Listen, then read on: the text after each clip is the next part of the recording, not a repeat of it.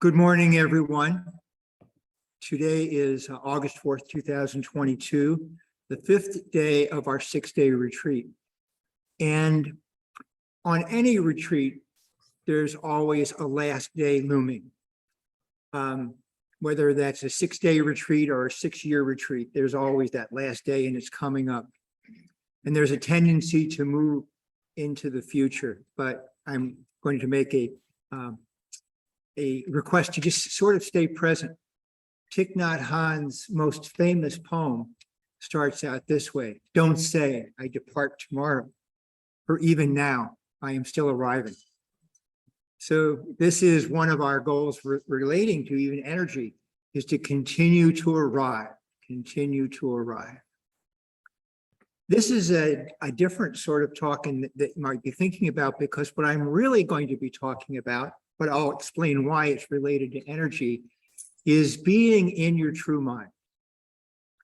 I want to quote, this is really going to be for the oldies in the group, if they remember. I'm going to quote that famous Buddhist Walt Kelly, who wrote the comic strip Pogo, which was, "We have met the enemy and he is us." And this is the difficulty that we actually have. We tend to think that we are in unanimity whenever we do anything, that all of our mind agrees with us. And we know actually that's not really true. There are a lot of ways to divide the mind. And if you look at, say, the neural networks, identified about over 20 of them now. And so maybe either all 20 of them could have their own individual say, and they're not always congruent. So there will be a little, I'm sorry, there'll be a little neuroscience in this talk. I hope that's okay with people. But the main division and the main thing that we get when we work with mindfulness in meditation, the thing that has been giving us difficulty all our lives, is this thing that we sometimes call discursive mind. That's a Tibetan term, and I like it because it's very yucky. It is tied in to the default mode network. And for those who haven't done any of this, the default mode network is this area where all of our stories are stored. So when you have a storyline and it comes up, and the reason you're doing something is because of a particular storyline, this is the way it's always done, this is what happened before, it's the default mode network feeding into you. The bad news about that is the default mode network never goes away, and we always kind of recycle into it. But the big thing is we don't have to be bullied by it. But discursive mind has a lot of that particular default mode network. It's mostly left brain, and the left brain has two things that are really important. The first is it's the repository for language. So unfortunately, we need our left brain to kind of talk to everybody. But the second part of it is it really likes to be certain to the degree that it will make up things to be certain about. And we all know that there's in the right brain, and the other part that we might call our true mind is seldom certain. Actually, that's part of the great idea of what Thay would call wise view, non-attachment to any views, or what we're hearing today in the great chant, affirming faith in mind. The great way is not difficult for those who do not pick and choose. And we can be open about that. But there it is, that discursive mind, that left brain that always says it's certain, it always knows. And favorite Chinese proverb is, to be uncertain is uncomfortable, but to be certain is ridiculous. And to be a little bit lighthearted about it. But there are certain things that the discursive mind is really certain about. And one of them is you're in danger. You're in danger. You need to worry. You need to fret. You need to be anxious. You need to be fearful, because it's a dangerous world out there. My goodness, you go walking through these woods, maybe there's a rattlesnake. I don't think anybody's seen a rattlesnake in Clark County, but hey, no one's really counting them either. Maybe they're there. We have a whole lot of things that go on, and the left brain always thinks we're in danger. When we start to do mindfulness practice, the thing that happens is we see discursive mind for what it is. It's a big bully, and it's in our way, and we make friends with it, but we calmly say, thank you, discursive mind, I'm letting you go. And we get into these meditative states of deep peace, open questioning, being a child of wonder. That is where we really are going with this. And the really common scenario that happens with this is people start to meditate, and whether it's just due to relaxation or do mindfulness practice even without meditation, and they're doing wonderful with their relaxation, and they're really acquiring a great deal of skill in things like emotional regulation, and they're feeling calm and at peace. And the discursive mind, which is extraordinarily powerful, especially in our modern world, says, holy buckets, I'm going out of business. And it doesn't want to go out of business. So it amps it up. It creates a particular thing, said, you really shouldn't do this. I mean, you're sitting there, you're doing nothing. You're just doing nothing. Come on, let's see what's on Netflix. I mean, so when you're meditating, you get that tug, right? Oh my goodness, this is really bad. You're just not. Or the other one, this is a classic thing that happens with people who are, or not even people like you who are experienced. Boy, I wish if you're in a room like this, 40 people and everybody's meditating, there's at least some of you that are saying, boy, everybody's doing really well. I wonder if they know I'm faking it. Pema Chodron, of all people, Pema Chodron has even come out and said, everybody comes to me for advice, but I'm a really terrible meditator. And if Pema Chodron could be a terrible meditator and get wise, I think the rest of us can as well. So the discursive mind, when it realizes it's going out of business, starts to create worry and fear. But one of the things that it does that really is effective is it makes you tired. So people start meditating month, 2 months, 3 months, and then all of a sudden they get on the cushion and they're either bored or tired, and it just kind of comes up on them. And this is discursive, because discursive mind knows that you're not going to argue with it. Yes, you need to be worried. There are tigers at the door. There's no tigers at the door. I live in Milwaukee. Those sorts of things, and we're going to dismiss that. But discursive mind knows you can't dismiss the weariness. So discursive mind makes you tired. And this is probably the reason that the Paramita of Vishwa Paramita, the energy Paramita, should be really named How to Be in Our True Mind. Because the real difficulty, for the most part, for this weariness when we get in the practice is the fact that we have a discursive mind that wants to distract us, that wants to take us away from the beautiful place that we started to discover. Say, wow, that's really good. Boy, we better make them worried. That's what we can do. And if we can't make them worried, we'll make them go to sleep. Yeah, that's what we'll do. Now, I want to really put this in brackets here, that not everybody who's a meditator who is feeling tired and having lack of energy is doing it because of this. Sometimes you just need more sleep, okay? And I absolutely think that you need to pay attention to your general health and your hygiene, especially sleep hygiene. And so I don't want to dismiss that if you always seem to be tired, that it's necessarily related to this, but it might be. But make sure that the rest of your health is pretty good, or that you're kind of overworked a little bit. My favorite stories is Jack Kornfield, and Jack Kornfield became popular very quickly. He was a psychology major who went off to Thailand to work with a famous meditative instructor, and spent 4 years as essentially a monk in Thailand. And then he came back to the United States to be a psychologist and to be a meditator, and he helped found the Insight Meditation Society. People know what that's about. So he's really popular right away. He wrote a really wonderful book that's still one of my favorites, A Path with Heart. And he's kind of doing stuff, and he's just feeling like really kind of worn out. So he goes to another teacher, an older teacher, and says, Ajahn, I really think I'm really having a problem here. And that problem is that I'm just feeling so tired. And he says, well, what are you doing? Well, I'm doing all these retreats, and I want to, kind of give everybody my energy. The guy heard it, and he says, I think you need to do less retreats.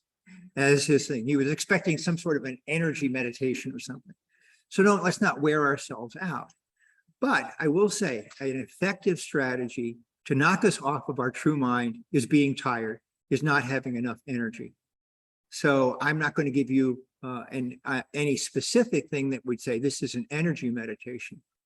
But I want to talk about 6 different ways that we can use when we're on the raft called Vishva Paramita, the energy raft. These are like paddles that will work for us. The first one is insight meditation, especially into the concept called Vedana. Everybody knew I was going to get Vedana in here somewhere, didn't you? Trying something new. Third one is connecting with your body. The fourth one is connecting with nature. The fifth one is connecting with people. And the sixth one is doing art and music. And these are all things that will help us connect to our true mind, to mostly our right side, to that open, spacious area that we've been introduced to, and quiet that chatty, discursive mind. And we'll see how all that goes. So the first one actually may be even the most involved and most complicated, and I'm just going to touch on it lightly so that people can kind of get an idea about this. I am doing a very short 1.5 day seminar here in this room in September about this, but if people are interested in that, I'm going to let people know about what all those things are tomorrow. And this is getting into the idea of Vedana, the idea of like and dislike, and getting into that, being aware of that and seeing it as something that may also be separate from everything else. So, my phone is black. You see it? It's a black phone. But that doesn't necessarily mean that you can't take the color black away from the phone and say, well, there are lots of things that are black, and black is just a color and isn't related to the phone. When things happen to us in life that are unpleasant, we can take away the unpleasant part and get to feel what being averse to something feels like, and what being attracted to something feels like, and kind of tease that out. And for people who haven't talked to me before, those who have know that I've been doing this as my main practice for about the last 7 or 8 years, is the idea of Vedana. It requires being open to that and doing your regular meditations and maybe sticking with some things that are uncomfortable and getting used to that. That's a rather complicated thing, and I don't know that I necessarily want to say anything more about that, except that that's one of the 6 things. The second thing I would say is try something new. Try something new, anything new. I have 4 or 5 go-to meditations that I do when I'm on the cushion. I have a whole lot of others that I do as well. But of the 4 or 5, one I didn't know anything about until about 10 years ago. And another one I didn't know anything until about 5 years ago. And so open yourself to those kinds of things. When I teach my class in Milwaukee, and I hope to start doing that again if the pandemic calms down, I certainly will. I went with this class. I said I was going to give you 50 practices during this 11 weeks. I really made a strong effort to kind of say 50 is enough, and if I have to add some, I have to subtract some. But actually, by the last time I taught the class, it was up to 54. So sorry. But at any rate, there's lots and lots of ways. There are 84,000 Dharma doors.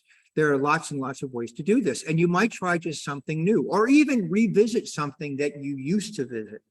So for example, if you're just doing breath meditation, maybe you want to add a little loving kindness or a practice like Tonglen. If you're doing a lot of meditation on the cushion, maybe you ought to do meditation off the cushion, like walking meditation or body scans. Or maybe even taking up other practices that are meditative, like the movement exercises, yoga, qigong, dance. All these things are very, very useful. But turning around and trying something new is often a good way to refresh your practice. The third thing, and I think this is really true right from the beginning, but especially when you get into those low energy states, is be in touch with your body. The Buddha had said, enlightenment is not only possible in this fathom-long body, it's the only place it's possible. And without a doubt, I think the primacy, even when we talk about, say, for example, the 4 foundations of mindfulness, body is number 1. Many of us, and I will put myself in this category, come from a culture where being aware or being in touch with your body is not considered to be a good thing. And we have to kind of go a little bit upstream against that.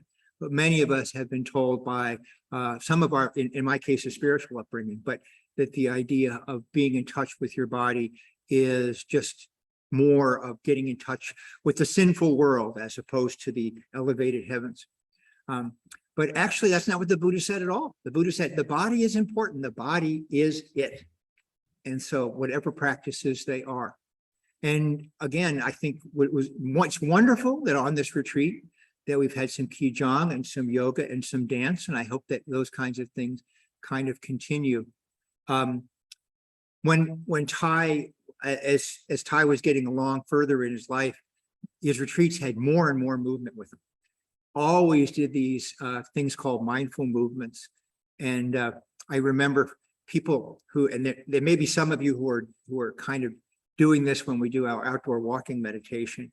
They developed fast walking meditation and to help people with that. Because I think that some of you probably, when you're meditating and you're listening, walking behind me, you're saying, man, is he just going slow? You know, I'm doing it on purpose, but still, you know, so you can do fast walking meditation. I had somebody I taught who was like a power walker. And I used to talk about, 3 steps for an in-breath, 3 steps for an out-breath. She says, well, I like to walk fast. So we figured it out for her. For her, it was 5 steps for an in-breath, 6 steps for an out-breath, and she could do her power walking and be just fine. So however you can kind of do that, but the body is extraordinarily important. And if you're in that kind of state where you're tired, just going back to your body. Even feeling, what does fatigue feel like in your body? What part of your body feels fatigued? Do your eyelids feel heavy? Do your arms and limbs feel heavy? Do you feel kind of a buzz low energy? Do you feel certain places tingle and certain places are just numb? Whatever, being aware of that is really, really important. The 4th aspect of this that I like to talk about is being in touch with nature. Absolutely, however you can do that. And it's easy in a place like this. And I'm really glad that we have such wonderful forests to walk through this morning. This morning, doing walking meditation with the sunlight hitting the treetops. Wow, that was really something. And it's really, of course, really a good idea. And one of the things that, of course, people who live in Illinois, Minnesota, and Wisconsin don't do so much when the temperature starts to fall. But even getting out in the colder weather. The pandemic is and continues to be a bad thing, but good things happen sometimes. And one of the things that happened in the pandemic, which has been good for me, we decided early on at the mindfulness community of Milwaukee, where the center itself was closed down for 14 months. There was nobody that ever came in except Phyllis to take care of the plants and to get the mail. So for 14 months, we didn't do anything, but we wanted to be able to connect, and we figured we could do walking meditation outside. So we found a little arboretum that was real close to the mindfulness center, and we started doing walking meditation. And we do this, they're doing it today at noon, right after probably we'll be finished doing ours here. So I'll be kind of being with them, and then added every second Sunday. Well, I started leading that, and then you realize that when you commit yourself to something like that, you have to walk wherever it is. So if it's 5 degrees, you have to walk. And I mean, you set this up. And actually, it's been one of those really wonderful things. One of those things about we sit and we walk in this beautiful weather. This picture perfect Wisconsin summer here. We really love it. But it's also nice to just get into those areas that are a little bit testy, a little bit nasty. To actually do walking meditation in 5 degrees is really something, and it's very exciting. We actually, I think, one of those days when it was 5 degrees in January, I think I had sent out an email saying, hey, we're still walking, guys. It's cold, but we're still walking. And this was before the center was open. Was a time we got 9 people and 3 dogs. It was really, really wonderful. But however you can connect with nature. Here's another interesting thing that people have found out is that connecting with nature, even when you're in your houses, that people like Richard Attenborough are bodhisattvas. In other words, people have found that many of the things associated with well-being about nature come from other things that are not necessarily there. So I have on my computer, and I'll put it on every once in a while, a bird song thing. The bird song is useful, even though I'm not outside with the birds. Or just, watching those wonderful, I mean, they just get more wonderful as time goes on, the technology gets better. All of those wonderful nature videos. They do not exactly everything it's like for being outside, but certainly they do quite a bit. And if you're really saying, 5 below, I ain't going out there, you can still kind of you can even be in touch with the Arctic nature with all of those things that go on with that. The 5th one, of course, is to be in touch with people. When my number one therapy when I was being a developmental pediatrician with a person who was depressed, I saw some teenagers with depression, and it says, you absolutely have to keep connecting with your friends. And I don't mean Facebook. I mean, really connect with them. And even if it's a short touch, you got to do it. And I also asked them to be in touch with an adult who wasn't their parent. So they had to be in touch with people. And being in touch with people is another way to kind of get that energy up, however that is. And one of the things about having low energy is you don't feel like being in touch with people. So those of us who are the people being the kind of people being touched, just realize that sometimes people are reaching out and they're not at their kind of full best. And be aware and be compassionate with that and allow that all to happen. I always kind of wondered about my father until I started doing this talk. And it's really interesting how things come about, because I've never thought about this until I started to get this talk about this, about what happened with my father. I never thought of my father as being a very social person. He was a very devout Roman Catholic and a member of the church. But as many of you might be surprised to know that some Catholic churches have a little bit of church politics. I know that's a shock to people. And he didn't necessarily like the politics, even though he was a Eucharistic minister. And I used to think, and my parents had a few friends that came over and did things like play bridge. But then I realized he never missed bowling. He went bowling every Wednesday night without fail. Always, always, always. And I remember, and he invited me and my brother there once, and we thought this was like the most incredibly boring thing in the world. And he wasn't very competitive, and he wasn't even a very good bowler. And it was just like, that was what he did. That was his connection with people. That was his Sangha. We talk about our Sangha being the Sangha of the meditators and people who are practicing with us. But it's not necessarily that. I have a Sangha of doctors, that people who I connect with that are physicians. And I have a Sangha of people who've lived in New Jersey, because that's where I grew up with. And, there's all these sorts of things, little itty bits of our lives. Those of you who belong to book clubs that are very precious to you, or you have other kinds of spiritual meeting things. And certainly they have them here. If you're interested, people really do have connections with groups. I just saw it on my email there for people to get together and do those kinds of spiritual things. For people who are already on the Buddhist path and are in a Sangha, or maybe not even in a Sangha, I would also recommend something called a Kalyana group. That's a group of special friends that kind of gets together and meets on a regular basis. And I've been meeting with that same group for 17 years, and it's been very, very useful for me. Actually, I have another Kalyana group that's Order of Interbeing people too, that's also very useful. But however you do, make that kind of connection. Sometimes that feels like pushing uphill, but really kind of do that. And once again, if you know that people are in that situation and it's hard for them to connect, make it easier by being open and compassionate, because sometimes it's really hard for that to go. And then the sixth, and by no means least, is art and music. I think that those are the kinds of things that are really very, very useful to it. And I'm so glad that we had that, we've done all this music, we've done this singing. And Thai has always had that as a big part of his Sangha. I mean, I don't think in a lot of the other centers that they do some chanting, but I don't think very many people sing Journey to Nowhere. And I think it's just really a wonderful, wonderful thing to do. Plus art. We're so thrilled that Cass has generously offered to do that art there, and it'll be really a good practice for people today. We had sort of an unexpected thing. I get things, I work hard at a lot of stuff and it doesn't work. I mean, like, for example, somebody else is going to tell me this year sometime, we really need a children's program. Well, I am absolutely, and I'm a pediatrician and a developmental specialist, and I have a lot of kind of inside skills about that. And I created a whole program for this. And we have had tremendous failures in our children's program 3 times.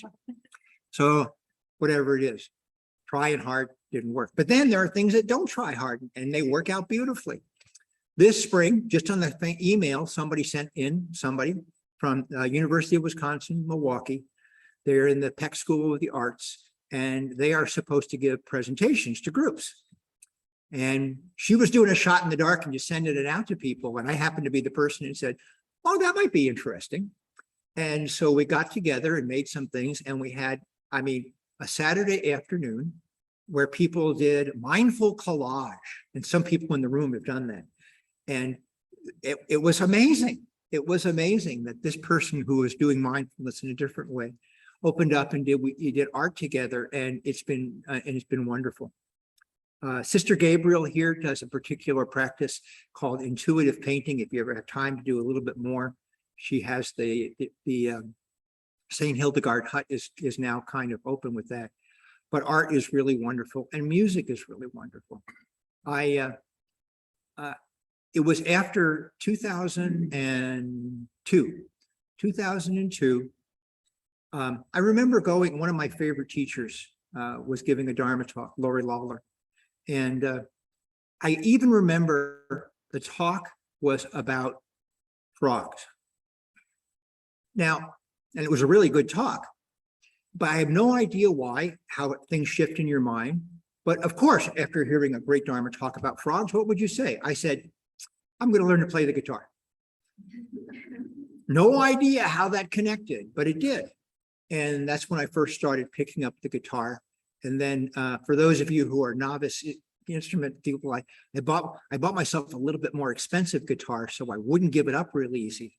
Went in for my first lesson, and it took me 20 seconds to get my fingers in the shape for a G chord. It's like, oh my gosh, this is never going to go. And now I can play really badly. But I'm playing with joy. So all of you who put up with my stumbling guitar playing last night, I have a lot. You all say, oh, that's just so great. Yes, right. Okay. Your kindness is showing very deeply, but I enjoy it. I had the joy of doing that, and I am not particularly doing that. So those things. Now, the insight into this thing called Vedana, which is located in an area called the right insula, the trying something new, novelty, which is basically in the right forebrain, body sensations, which is in the insula and in what's called the anterior cingulate cortex, being in touch with nature, which is right temporal lobe. I'm sorry for getting too weird about this. Well, just suffice it to say, these are all right brain practices. These are all right brain practices. This is quieting that left brain, which is telling us, let's go get an ice cream. You can always say, sitting and doing something stupid. This is just terrible. This is just terrible. So remember, if you actually, this is a common thing for me when I take people on and they're in my class and they start going through this and they say, I'm really, I was really doing well. And then all of a sudden I kind of hit a wall. And for the last 3 months or last 2 months or so, I just keep getting tired all the time. And I say, congratulations, you're being very successful. You've got the attention of the default mode network and it's fighting back. Don't let it win. Just stick with it and kind of have those things go all about. So I hope that that's helpful to you all. There are, like I say, 84,000 Dharma doors with this, but do something. Do something. However, even if you're in that situation where it's really hard to do something, that your energy is really low, pay attention to the fact that your energy is really low. And the one thing that we teach that really happens a lot, that we really need to emphasize, is impermanence. If your energy is low, it will not stay low forever. Just be with it and say, yes, I'm having a low energy. I'm just going to stay in bed today. I just can't go anywhere. And then be okay with that. The single most biggest problem with people are depressed is that they think it's permanent. It feels permanent. Your mind is telling it's permanent. Your mind is telling you you will never feel any other way. You feel terrible. But the real thing is, the real problem is you feel like it's never going to get better. And, 99% of depression gets better. I mean, it gets recurrent. People get it more and more times, but it almost always gets better. But even people who have experienced it getting better have that kind of thing. So have that almost, if you're really trying to have your energy is really low and you can't do anything, have that particular mantra. Everything is impermanent. And I also want to mention just here, I wanted to put it in the body thing and I forgot, but part of the this wonderful, wonderful affirming faith in mind, the great way is not difficult for those who do not pick and choose. Little phrase here, this heavy burden weighs you down, oh, why keep judging good and bad? If you would walk the highest way, do not reject the sense domain, for as it is whole and complete, the sense world, this sense world is enlightenment. Isn't that interesting? And by that, what I think that our wonderful Chinese patriarch and the Buddha are saying is, pay attention to what's happening with your senses. All of them, all of those 8 consciousnesses, pay attention to them, particularly the body one, but all of them. And just be aware that the sense world itself is enlightenment. And so I have great news for you too. You all have this you have all these seeds, and you have these seeds, and you have these seeds of worry and fear. And they don't really go away. I mean, they're always kind of there, and your discursive mind will fight you with it. But you also have the seed of enlightenment.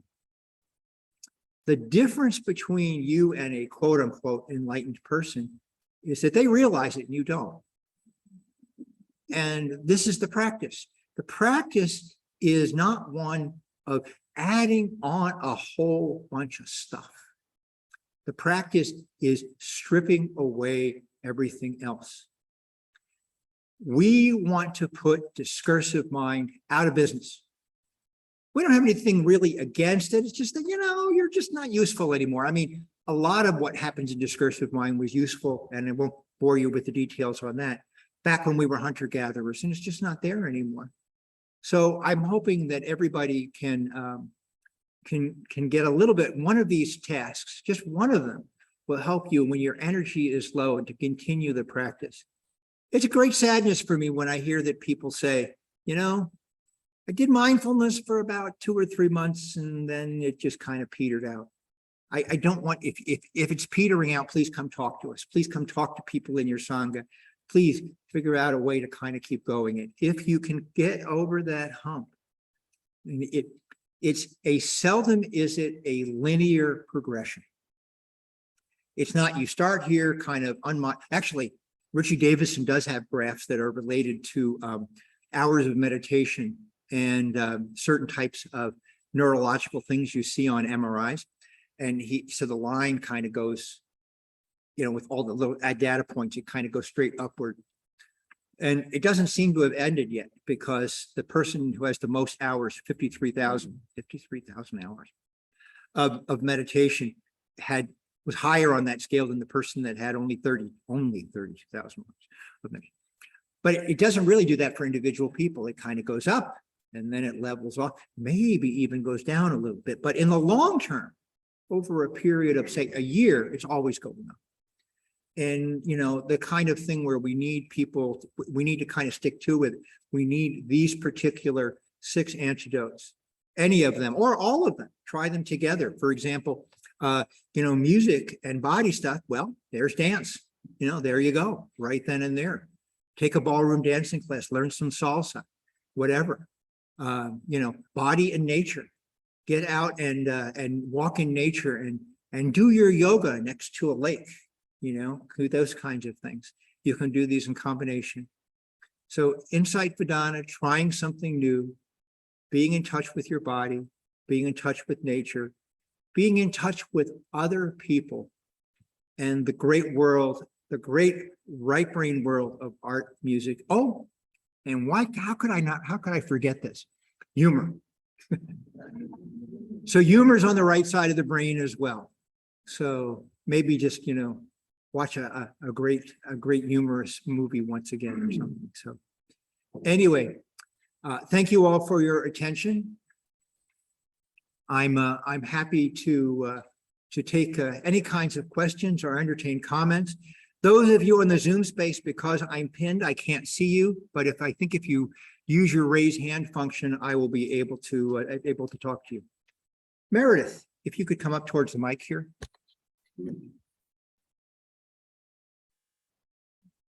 This is a footnote to Paul and things that we've talked about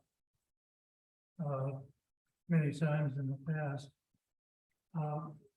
One of the things that's implicit, I think, Paul, and this is sort of a question for you, is that each of us has a different nature. And one of my favorite, but totally unintelligible sutras is the Flower Garland Sutra, which describes thousands, if not hundreds of thousands, of different kinds of bodhisattvas. And the question is, why so many? And it's because there's so much work to be done. And that means there's a place for each of us. And when Paul is telling us to experiment, I think he's also telling us to respect your nature and that there is no single way to meditate. And the yogis have recognized this for thousands of years. They have distinguished activities.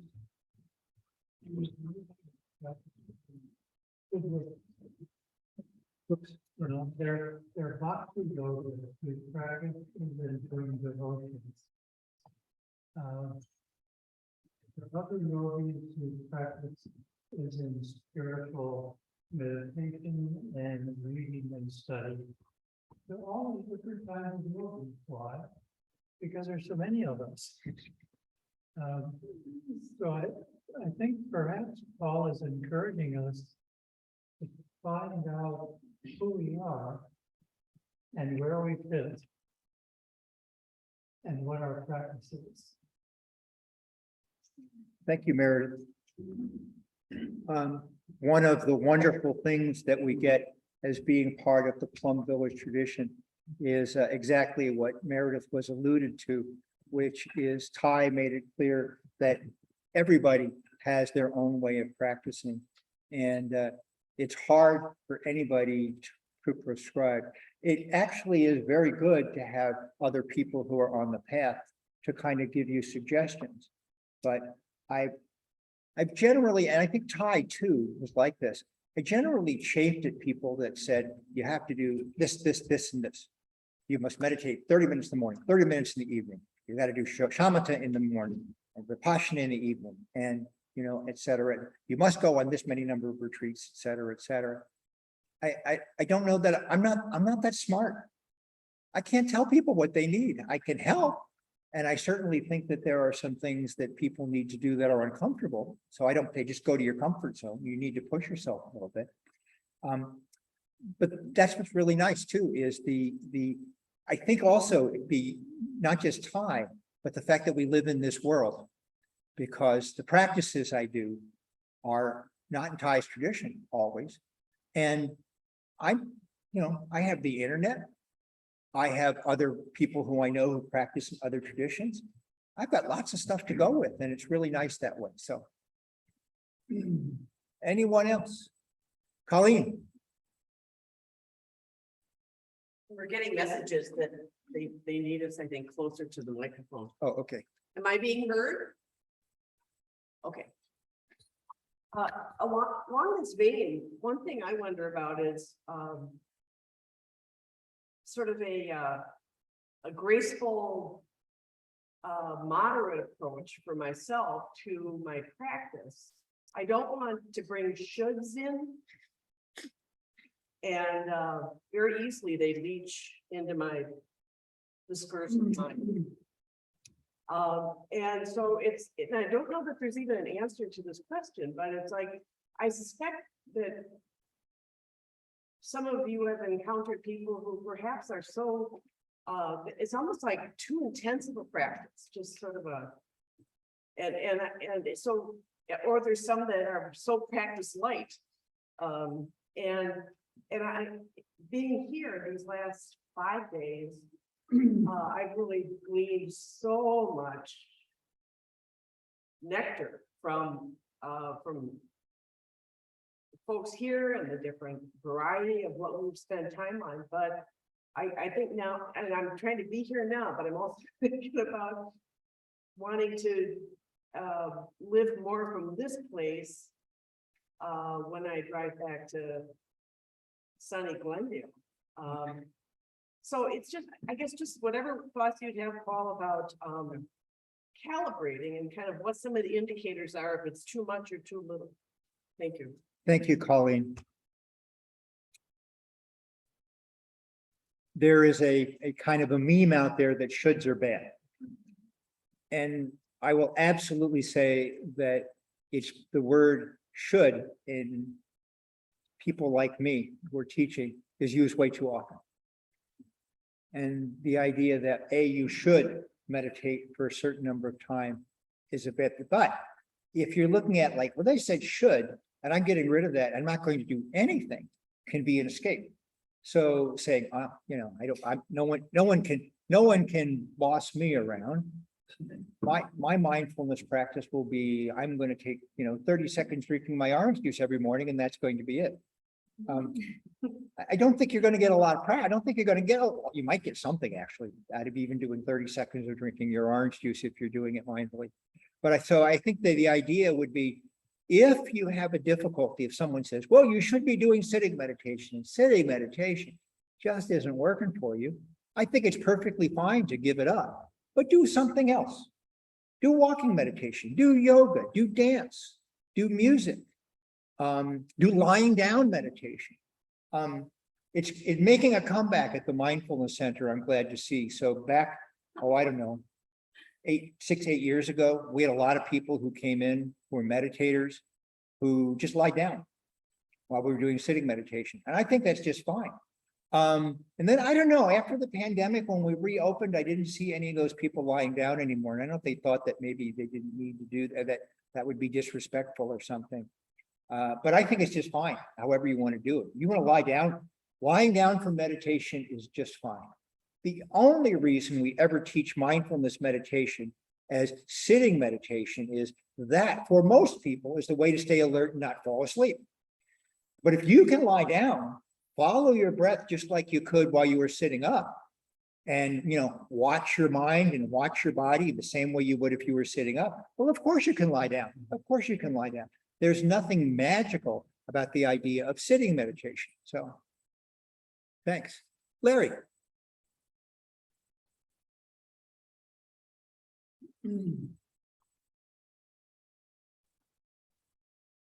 Thank you, Paul.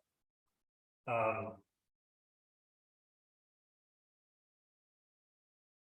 come to retreat with certain even though I sort of am cognitively aware of the word expectation, of this, okay, don't do that, don't have expectations. But what I realized this week is that what I have is anticipating. And so when something's coming up, like when I saw Paul on the list, that he was going to talk about practice, I had developed this whole scenario in my mind of what Paul was going to talk about, blah, blah, blah, blah, and then how I was going to impact upon that, blah, blah, blah, blah. And I realized this week that I do that an awful lot. It's actually one of the things that I burned last night in the fire.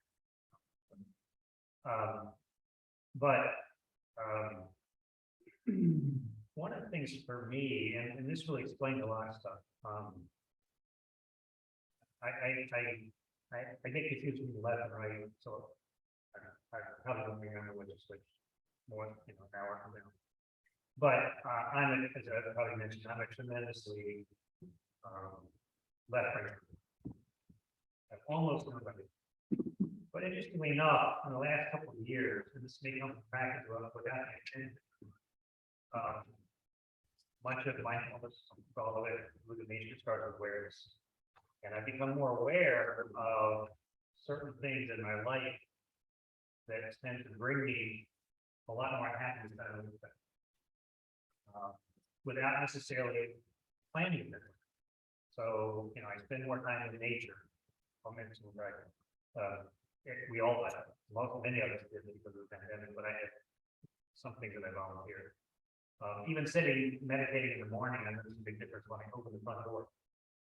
Because I hear the birds in our house. We have native plants to attract birds. So there's a lot of birds just here in York. But I guess, and there's a couple other things that Paul mentioned that I really enjoy. But I find a challenge, and the biggest challenge is the other brain. The other brain tells me I'm no good at any of this. And then that's also, I think part of that is, now that I understand trauma a little bit more. When I was in the first grade, the teacher in front of the classroom criticized my drawing of the Christmas. When I was about 12 years old, I got kicked out of the church choir, because of course, you imagine a boy that age, probably with the voice, whatever. And so I had those kinds of experiences, and those things just simply reinforce this thing that's telling me, don't even try. Don't even try. Don't even try to be creative. Although I'm creative in my left brain, which is like the right brain and so on. But I'm not creative in my right brain. And that keeps saying that to me. So I don't know if you have any idea of how to shut that off. Yeah. Thank you, Larry. Typical kind of yin and yang. And I think that among most human beings, we're too left brain. I mean, some people aren't. And it's really wonderful to meet those people very joyfully who have always been right brained and they're just doing fine. But those aren't most of the people. And they're certainly not the people that I knew when I was in college and engineering school and medical school. And these people and people I've kind of associated with, left brains kind of involved with language and problem solvers and little decision trees, and everything is cut and dried and everything else. So it's if you're looking for balance between right and left brain, they both work. Lighten the left brain by not taking all that other stuff that you're so certain about so seriously. There we go. As Jim Barrett said yesterday, what we're doing is so important, we just can't take it seriously. But even more so, involve your right brain in all those kinds of activities that are going on. And if there's resistance, where's that coming from? If you're saying, well, I want to do a right brain exercise, I want to get to cast this, but I don't want to do that because I'm embarrassed myself. And there's going to be a whole lot of people that all those excuses about that. Where's that coming from? That's coming from your left brain. Your left brain still wants to be in charge, never gives up that idea about being in charge. There's a wonderful sutra that we've all been studying, and I highly recommend it, called the Sutra on the 8 Realizations of the Great Beings. And the sutra is really nice, but the wonderful part about it is Brother Phop Hai, this Australian monk in the Plum Village tradition, does such a wonderful thing. I think, there's like 7 or 8 Sangha groups in the Milwaukee mindfulness community. I think 6 of them have gone through this. So it's really a wonderful thing. One of the things that he says that is in there is the human mind is always searching outside itself and is never satisfied. Wow, that's a pretty damning statement, isn't it? It's the first part about that is that it's not like is maybe satisfied if you practice real well, or maybe you can be satisfied. The statement is never satisfied. And I would go so far as to say that's the left brain.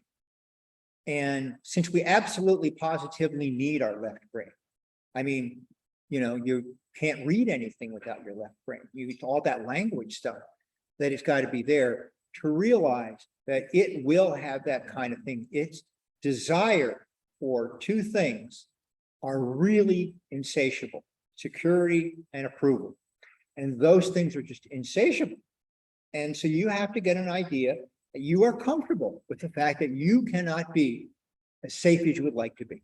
That's just the way the world works. If you look and historically how we have been in our lives, we are safer than we've ever been. And yet we have a problem with it. And approval. You have 16 of your best friends that all kind of, give you a little give you a little Facebook thing on your birthday and everything else. And the 17th didn't. And what do? You say, oh my gosh, why did she not how could she not do that? Everybody else was doing that. What's wrong here? And we go through that kind of a thing as well. That's left brain stuff. That's stuff that's related to our very primitive stages. It's related to this thing called the default mode network. And like I say, the left brain is important. However, the idea that it needs to be that dominant and that much of a bully is not true. You absolutely positively can get along. One of the things that we do, some people here, I think, have even taught mindfulness-based stress reduction. So people know about that. In the John Kabat-Zinn mindfulness-based stress reduction thing is as you start to give up your idea of having this survival mind, the question that he answered very well was, well, if you kind of let go of the idea of your fight, flight, freeze, what happens if something really does happen? What happens if, a bear really does come in that door? Will we be able to react? And the answer is yes.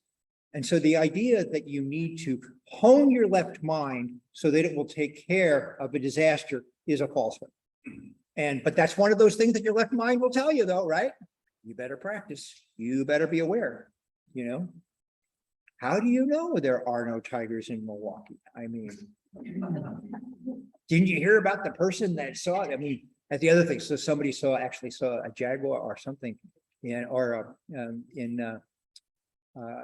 I think Ozaki County, just north of Milwaukee, and those little cameras. And everybody, oh my gosh. So, other questions? Anything from the Zoom people? Yeah, Chris? I have a question and a comment. So I think the left brain is definitely a curse and a blessing. I really, a lot of people enjoy reading and as a relaxation. So yeah. It's there. But I find too with, I guess, I appreciate all these other practices because like now when we're doing a lot of intensive meditation, I've found with myself and I've noticed other people, the onion layers come off, you get to some feelings and some buried stuff, and that's uncomfortable. And so maybe even just switching to something else for some relief from that is good. But my question is because there's this discursive mind and there's insight meditation, and insight meditation, you are using the language in insight meditation. Can you kind of discuss when your I'm not hearing mind is you. discursive and when is it insight? I'm sorry. one is the mind discursive and one is it insight. Oh, they go hand in hand. Insight meditation, as commonly practiced, is deeply observing the discursive mind. That's probably the best way to put that. Insight meditation is watching all of this stuff going on. So insight meditation is involved with the discursive mind as an object, not a subject. The discursive mind is not the thing doing insight meditation. The right side of the brain, what we might call our true mind or Buddha mind or Buddha nature, is the one that's looking at what's happening in the discursive mind. So it's an object at that point, not a subject. When the discursive mind is the subject, that's a whole other story. So, Chris.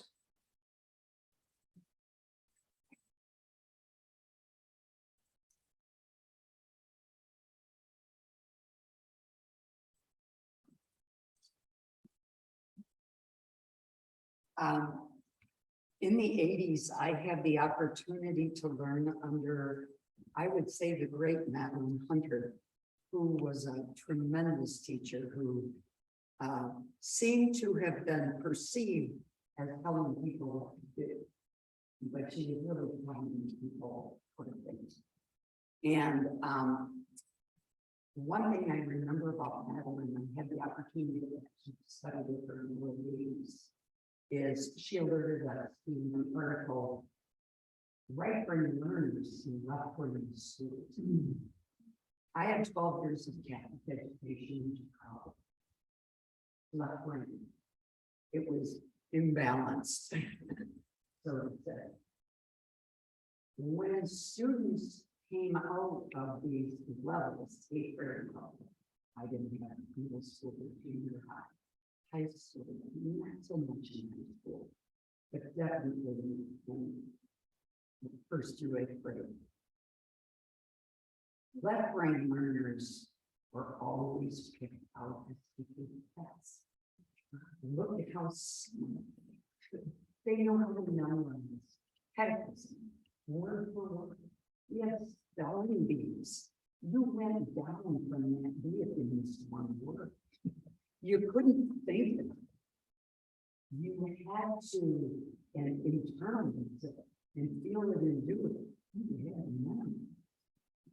And you everything was sequential. And I remember our tests, everything like that. So we were taught how to think. There. And the left brain was so, it was imbalanced. But these are the people that have grown up to be us. And some people have carried that on, that the smart people are the left brain learners. And the people that are right brain, well, think of how those professors and people, a lot of people in this room have a lot of education. They must be smart. How about the vocational people that go into the world and fix our money or fix our everything? The musicians, the artists. I live in Milwaukee. It's a minority majority state. These kids that are growing up, a lot of them growing up, great artists, great in the music area. You know, I just love that. And I had a great education. Exactly where I am. And schools like that. Chris, could you kind of turn around, and talk to the Oh, mic? I'm so sorry. Yeah. You're probably not even hearing me. I'm really talking about how people grew up.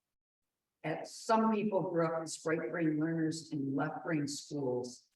And it was difficult for them because they were never thought to be smart. It was only the left brainers that were thought to be smart. And many adults have carried that into their life. Thank you. Thank you, Chris. I don't, yes, and it was one of those things that was sad to me about 10 or 15 years ago, because I know somebody who was an art teacher, that when Milwaukee public schools got a little bit crunched for funds, had to cut stuff out. They cut out art and music. And nope, not necessarily the way to go. Nancy?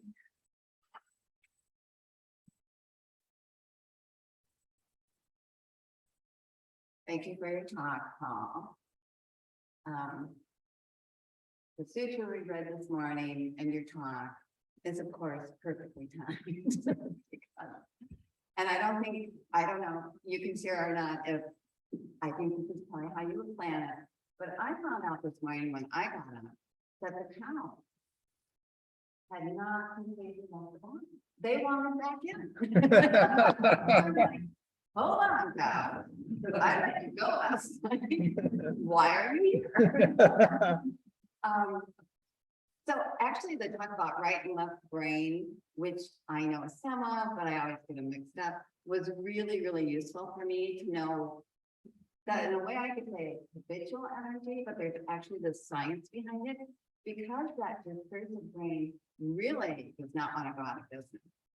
And I think what I found for me this morning that was really useful was I could just be aware that they were there. And I'm like, oh, here you are, attachments. And I don't need to take them on. But I think that recognition is really part of the puzzle, the path. Anyway, this is really, really good because the whole sutra that we read and your talk, it's just like, right. And to know it's not going to go away, it's doing its job. Thank you. So there are a couple of people who write about this, but guess what? Language is a left brain thing. There's a wonder, I mean, actually, I think he's just brilliant and I love watching to his videos.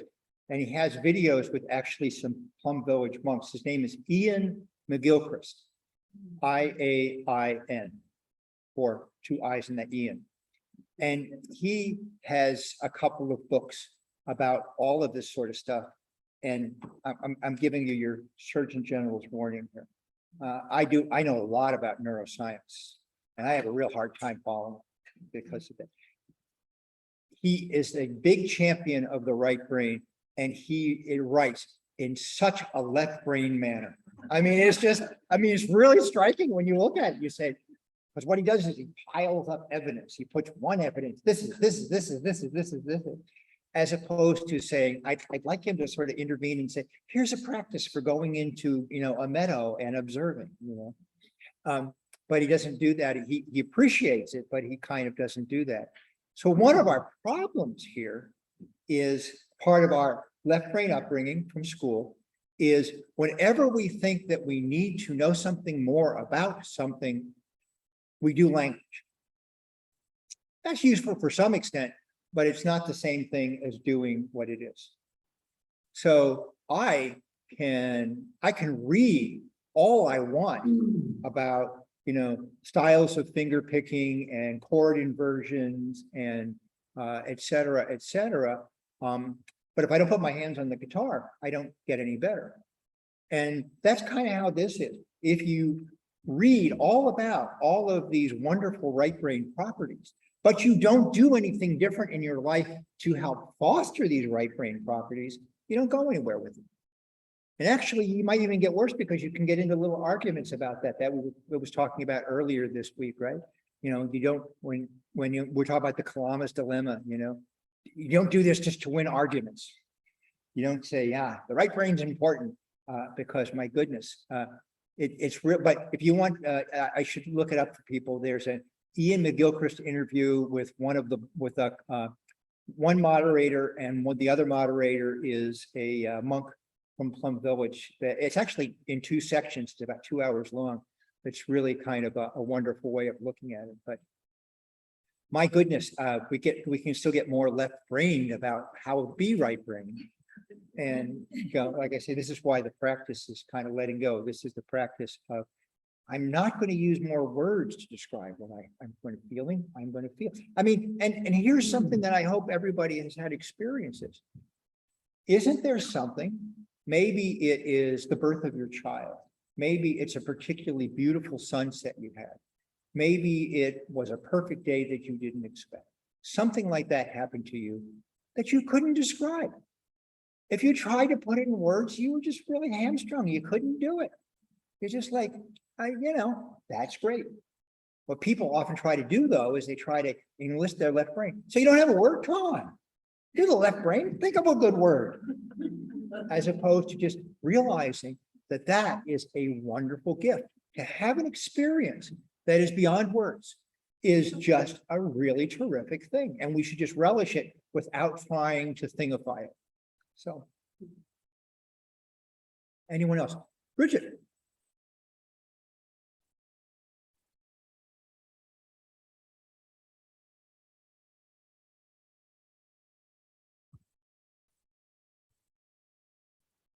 Thank you, Paul, for your talk. I really enjoyed that, the suggestions, the advice for practice, and the inspiration too. I haven't managed yet to get past that discursive mind, that restless, what Pema Children calls heightened neurosis. A lot of good names out there. Left brain's really good at creating synonyms. Yes.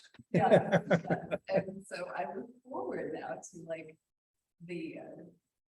to getting tired and feeling like, oh, I'm tired now, maybe I'm sort of moved past the heightened neurosis. That's always where I stop because my neurosis is already, the baseline is already pretty high. So, and so I guess this question might be a manifestation of that, but I was wondering if you could speak to my understanding, like of being the Gilchrist, is that yes, the brain is bi-hemispheric. There is, you know, there are different functions in each side of the brain. But my understanding is that these functions are deeply integrated. That we can, if we kind of really fall, there's a sort of trap of falling into this kind of binary thinking about right brain and left brain, when of course they don't operate independently. They're always kind of integrative and speaking to each other and functioning together. And actually, if you're interested in a sort of, I think it's right brain interpretation of Ian Gilchrist, there's a book called This Is It by Linda. She's a cartoonist and she teaches at UWM. Does anybody know that? Her book is like a composition book, and it's all drawings and cartooning, and it's about exactly this phenomenon of, for those who don't want to draw because of what happened in second grade or whatever, of like accessing that. Sorry, Linda Berry, thanks. Thank you. Linda Berry. I don't think she teaches it. Linda Berry, so she has classes at UWM with artists and engineers and you know, medical students and you know, singers, and she does this work of this kind of integrating of these this kind of consciousness that integrates both. Thank you, Bridget. Thank you for jumping up and down. Your right brain was very available. Well, you're absolutely correct that the right brain and the left brain communicate all the time. But for most people, at least a large percentage of that is an argument. And that's really interesting. So if we are, I think, doing the practice, we don't discard our left brain. We still need our left brain. We need our left brain to create language. We need our left brain to, you know, just be able to negotiate a highway, things like that. And but the real thing is, if we're communicating and they're coherent with each other and on the same page, that's great, and that's really rare. And I think the only people I know who are like that are people who are meditators. And I could be wrong because I don't know everybody, but still, that's the kind of way it is. A great percentage of that communication between the right and left brain is an argument. And that's not what we want to do. Like some people often call that idea the crazy roommate you have in your head, right? If a crazy roommate, they have a leash, you can't kick them out. They're always arguing, they're always in your way, they're always difficult. That's what a lot of that is about. And so we kind of, Ty has made it very clear that we don't turn our mind into a battlefield. We don't try to take the good part of our mind and stomp on the bad part of it. We don't do that. What we try to do is make friends. So when I say that we need to give more right brain, I'm not saying I want to push the left brain right out of the skull. I'm saying I want the left brain to be friends with.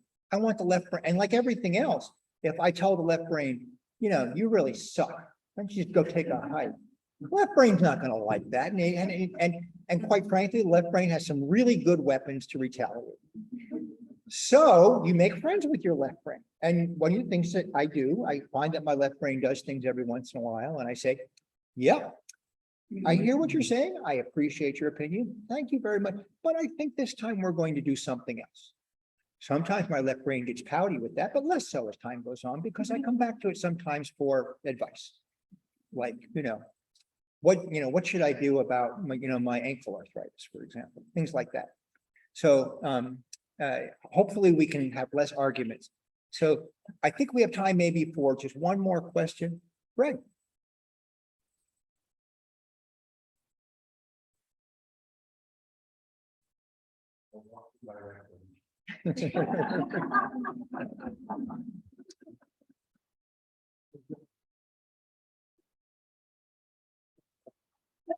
I will bring the people are here, but I hope that folks can hear.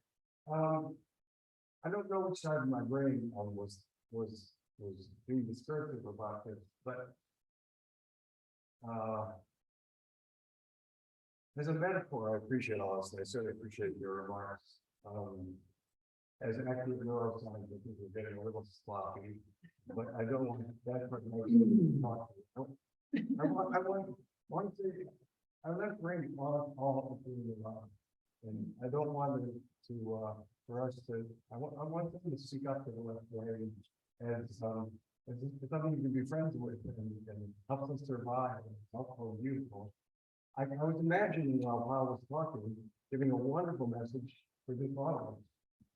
A convention of superstitious, romantic poets. I understand of people for whom we would often say, you people need to be more logical, more scientific, and more rational.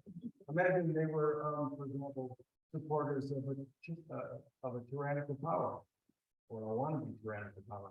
So I think I wanted to say that a lot of recent traditions, as you all know, I've got that as voice for the suit, are about the yin and yang, the left brain and the right brain are almost the enemies.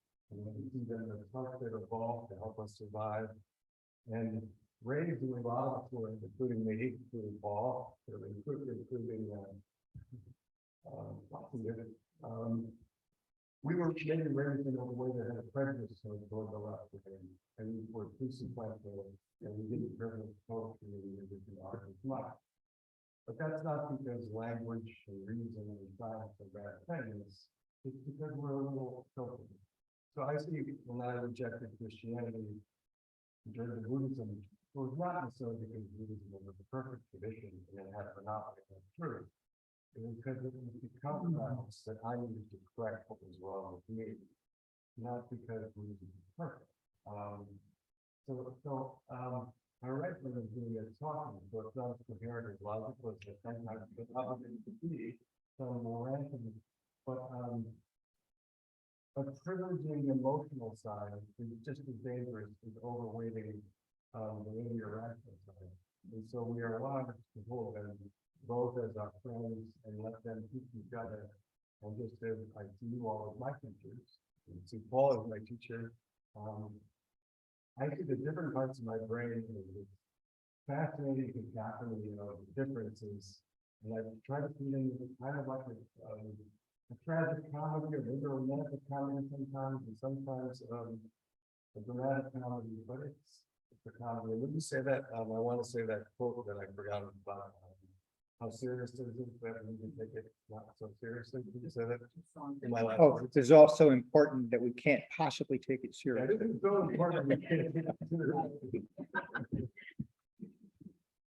Thank you all. You are clearly wonderful practitioners, and I hope you continue to nurture both sides of your brain, and also just the underlying message. I don't know if this is what you thought you were coming to for a talk about the energy paramita, when you are in low energy, one of the things that you should ask yourself, is this my left brain trying to kick me off the cushion? That's really a good strategy that it does. And you know, I've seen it work. And so the left brain isn't stupid. It's a little devious at times, but it's not stupid. So at any rate, thank you all. I'm going to close you guys out here. Stop the recording. Yes. About the Pines Room, there seems to be some confusion where the Pine Room is. It's in the hallway that leads to the chapel, that leads to the library.